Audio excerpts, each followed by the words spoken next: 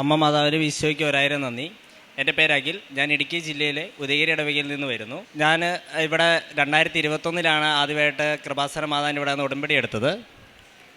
അപ്പം എനിക്ക് ആദ്യമായിട്ട് എൻ്റെ ഒരു ആഗ്രഹം എന്ന് പറഞ്ഞാൽ എനിക്ക് കറക്റ്റായിട്ട് എക്സാക്റ്റായിട്ട് എന്താണ് ചെയ്യേണ്ടത്, എന്താണ് ഫ്യൂച്ചർ ചെയ്യേണ്ടതെന്ന് എനിക്ക് അറിയത്തില്ലായിരുന്നു. അപ്പോൾ ആ ഒരു ഇതിൽ എനിക്ക് ആദ്യത്തെ എൻ്റെ ഒരു കടമ എന്ന് പറയുന്നത് +2 ആയിരുന്നു. അപ്പോൾ +2-ൽ ഞാനൊരു ആവറേജ് താഴെ പഠിച്ചുകൊണ്ടിരുന്ന ഒരു സ്റ്റുഡൻ്റാണ്.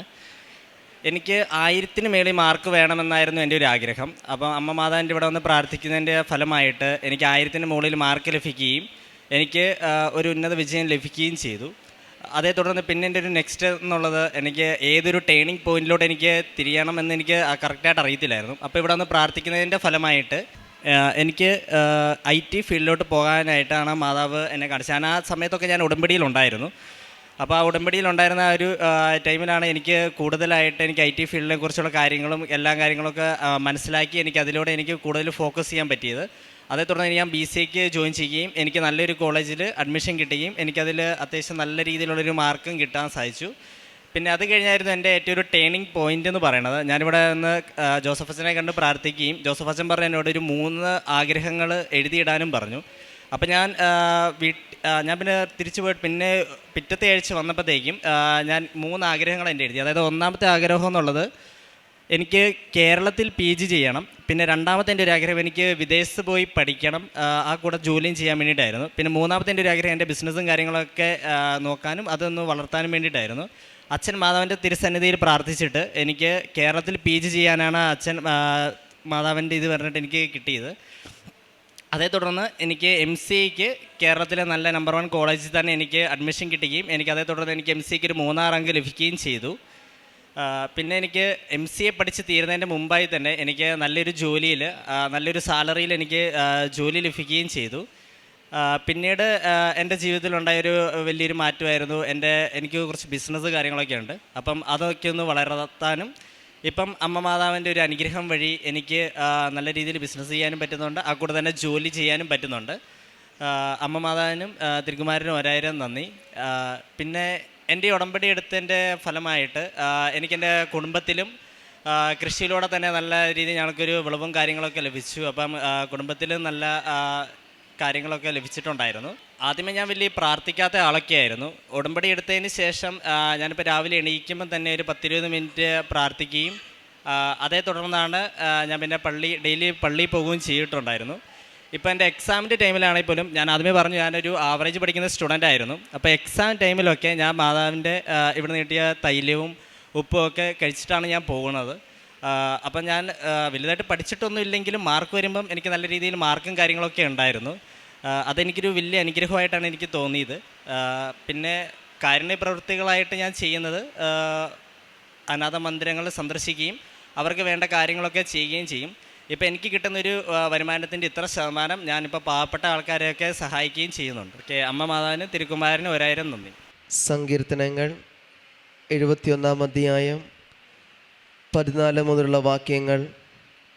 ഞാൻ എപ്പോഴും പ്രത്യാശയുള്ളവനായിരിക്കും, അങ്ങയെ മേൽക്കുമേൽ പുകഴ്ത്തുകയും ചെയ്യും.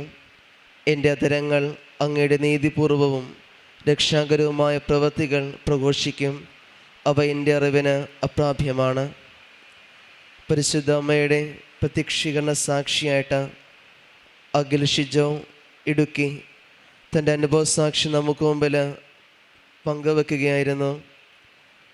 ഉടമ്പടി എടുക്കാനായിട്ട് ഈ ദേവാലയത്തിലേക്ക് കടന്നു വരുന്നത് എപ്രകാരം തൻ്റെ മുമ്പോട്ടുള്ള ജീവിതം എങ്ങനെ ആയിരിക്കണമെന്ന് ക്രമപ്പെടുത്തണമെന്നുള്ള ചിന്തയോടുകൂടിയാണ് ഇവിടെ വന്ന് ഉടമ്പടി എടുക്കുകയും പ്രാർത്ഥിക്കുകയും ചെയ്യുന്നത്. തുടർന്ന് ഉടമ്പടിയോട് ചേർന്നാണെങ്കിലും തനിക്ക് +2 പഠിക്കുന്ന സമയത്ത് 1000-ന് മേളിൽ മാർക്ക് വേണമെന്നുള്ള ഒരു വലിയ നിയോഗം സമർപ്പിക്കുമ്പോൾ അത് പരിശുദ്ധ അമ്മയോട് ചേർന്നുകൊണ്ട് തനിക്ക് ആ മാർക്ക് നൽകി പരിശുദ്ധ അമ്മ അനുഗ്രഹിക്കുകയും ചെയ്തു. അതോടൊപ്പം തന്നെയാണെങ്കിലും IT ഫീൽഡായതുകൊണ്ട് തന്നെ തനിക്ക് മുമ്പോട്ട് പോകുവാനായിട്ടാണെങ്കിലും തനിക്ക് തുടർന്ന് BCA പഠിക്കുവാനും അതേ തുടർന്നാണെങ്കിലും ജോസഫ് അച്ഛനെ കണ്ട് പ്രാർത്ഥിച്ചതിൻ്റെ ഫലമായിട്ട് അത് MCA ചെയ്യണമെന്നുള്ളതും പുറത്തു പോകണമെന്നുള്ളതും അതുപോലെ തൻ്റെ ബിസിനസ്സും കാര്യങ്ങളൊക്കെ നോക്കി നടത്തണം വലിയൊരു ആഗ്രഹത്തോടെയാണ് അച്ഛനെ കണ്ട് പ്രാർത്ഥിക്കുകയും ചെയ്തത്. എന്നാൽ അച്ഛൻ്റെ പ്രാർത്ഥനയോടെ തന്നെ കേരളത്തിൽ തന്നെ പഠിക്കുവാനും തനിക്കത് MCA പഠിച്ചുകൊണ്ട് അത് പാസ്സാകുവാനും കോളേജിൽ തന്നെ നല്ല റാങ്കോടുകൂടി ലഭിക്കുകയൊക്കെ ചെയ്തത് പരിശുദ്ധ അമ്മയോട് ചേർന്ന് കൊണ്ടുള്ള പ്രാർത്ഥനകൾ തന്നെയാണ്. അതേ തുടർന്നാണെങ്കിലും തനിക്ക് IT സംബന്ധമായ മേഖലയോട് ചേർന്ന് കൊണ്ട് ഒപ്പം ജോലി കൊണ്ടുപോകുവാനും ജോലിയോട് ചേർന്ന് കൊണ്ട് തൻ്റെ ബിസിനസ്സിനെയും കൂടെ ചേർത്ത് കൊണ്ടുപോകുവാനായിട്ട് പരിശുദ്ധ അമ്മയുടെ അനുഗ്രഹത്താൽ ഈ മകന് സാധിക്കുകയും ചെയ്യുന്നുണ്ട്. പരിശുദ്ധ അമ്മയോട് ചേർന്ന് കൊണ്ട് തന്നെ അഖിൽ ഷിജോ തൻ്റെ അനുഭവ സാക്ഷി നമുക്ക് പങ്കുവെക്കുമ്പോൾ ഇനി മുമ്പോട്ടുള്ള ജീവിതത്തിൽ ഈ മകൻ ഇനിയും പരിശുദ്ധ അമ്മയെ പ്രത്യക്ഷത്തിൻ്റെ സാക്ഷികളായിട്ട് അനുഗ്രഹങ്ങൾ കൊണ്ട് മാറ്റട്ടെ നമുക്ക് പ്രാർത്ഥിക്കാം. ഒപ്പം ഈ ആൾക്കാരിലേക്ക് കടന്നു വരുന്ന ഓരോ മനുഷ്യരും നിരവധി ആവശ്യങ്ങളായിട്ട് കടന്നു വരുമ്പോൾ അവരെയും പ്രത്യക്ഷീകരണത്തിൻ്റെ സാക്ഷികളായിട്ട് പരിശുദ്ധം ഉയർത്തണമേ എന്ന് നമുക്ക് ഓരോരുത്തർക്കും പ്രാർത്ഥിക്കുകയും ചെയ്യാം. അത്യപൂർവ ദൈവാനുഭവങ്ങൾ ഇനി നിങ്ങൾക്കും സ്വന്തം. ഈ യൂട്യൂബ് ചാനൽ ഇതുവരെ സബ്സ്ക്രൈബ് ചെയ്തിട്ടില്ലെങ്കിൽ ഇപ്പോൾ തന്നെ സബ്സ്ക്രൈബ് ചെയ്യുക. ഈ വീഡിയോ ഇപ്പോൾ തന്നെ നിങ്ങളുടെ സുഹൃത്തുക്കൾക്ക് ഷെയർ ചെയ്തുകൊണ്ട് കർത്താവിൻ്റെ പ്രേക്ഷിതരാകുക.